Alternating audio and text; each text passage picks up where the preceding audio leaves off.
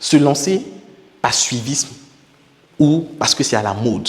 Aujourd'hui, la plupart des jeunes se lancent en ligne parce que c'est à la mode. Je vais créer ma boutique en ligne, je vais créer ma page Facebook, je vais commencer à vendre quelque chose. Donc les gens se lancent par suivisme et simplement parce qu'ils se disent que, ok, actuellement, c'est la mode de faire les affaires. À tout le monde va en ligne, donc je vends en ligne. Non, évite de faire le suivisme. Évite de faire le suivisme. Forme-toi, comprends quel positionnement tu pourras avoir pour atteindre tel ou tel objectif de vente, objectif de réussite. Donc évite le suivisme si tu veux réussir en entrepreneuriat.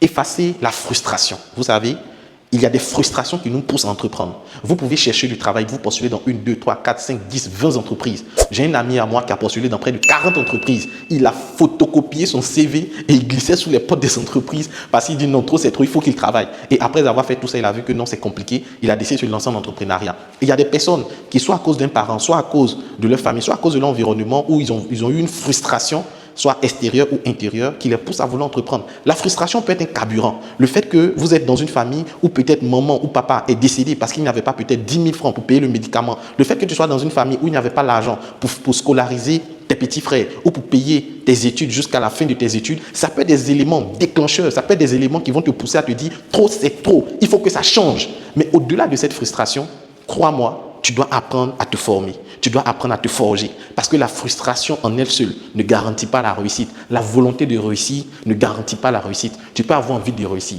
J'ai un ami qui me disait comme ça quand on était au lycée, j'ai fait le lycée scientifique, il me disait que Loukou, tu sais, on dit vouloir c'est pouvoir. Mais bon, moi il veut 20, mais depuis là il ne gagne pas 20.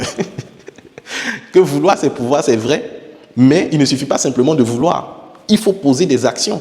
Donc le fait que tu sois orphelin, tu sois issu d'une famille où il y a eu des difficultés financières, etc., ou que la vie ne t'a pas fait cadeau, ça peut être un carburant. Mais ne te base pas sur ça seulement pour te lancer. Forme-toi, entoure-toi, lis, apprends pour pouvoir, en plus de ta frustration, avoir des actions et des compétences qui vont t'aider à réussir. Se lancer pour les titres. Il y a des gens qui aiment bien qu'on les appelle boss, patron, chef, CEO. Ils sont CEO, ils ne savent pas vendre. Ils sont CEO, ils n'ont pas appris à manager des équipes. Ils sont CEO, ils ne savent pas comment prospecter. Ils sont CEO, mais ils ne savent même pas bâtir des relations. Donc vous ne devez pas vous lancer juste pour les titres, sinon vous serez désillusionné. Ce n'est pas les titres, c'est vos résultats qui vont vous donner les titres. Ce n'est pas les titres qui vont vous donner les résultats.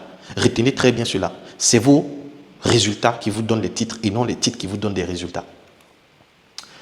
Donc voici ainsi terminé les mauvaises raisons qui poussent les gens à entreprendre. Et là, nous allons voir à cette étape, pourquoi dois-tu entreprendre? Quelles sont les bonnes raisons qui doivent te stimuler à entreprendre ou te pousser à entreprendre? Première raison, apprendre, savoir, avoir et voir. Voici 3 verbes qui doivent vous pousser à entreprendre. Lorsque tu décides d'entreprendre, tu dois te lancer en entrepreneuriat pour apprendre. Frères, sœurs qui m'écoutent, tu dois te lancer pour apprendre. Parce qu'avant d'apprendre, il faut apprendre. Ça, c'est important. Donc, tu dois apprendre, tu dois savoir. En plus d'apprendre, tu dois avoir le savoir. Tu veux te lancer en cosmétique, apprends. Cherche à connaître, cherche à savoir ce qui se passe dans le monde de la cosmétique, dans le monde du coaching.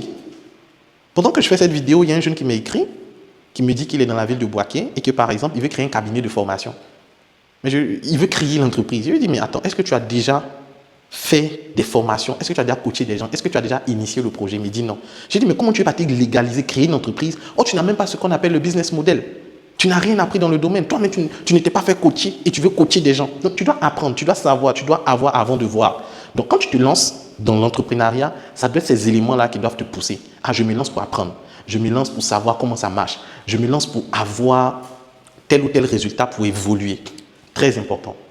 Deuxième élément pour lequel tu dois te lancer en entrepreneuriat, c'est pour passer de la survie à la liberté financière. Tu dois passer de la survie à la liberté financière.